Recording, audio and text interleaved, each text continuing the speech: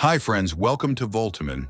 Today I'm 3D printing the frame of a wireless mouse using the Bambu Lab A1 and assembling all the electronic parts to make it fully functional.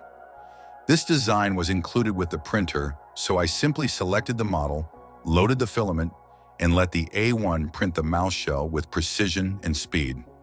Once the body was ready, I carefully assembled the electronic board, battery, and switches, making sure everything fit perfectly inside.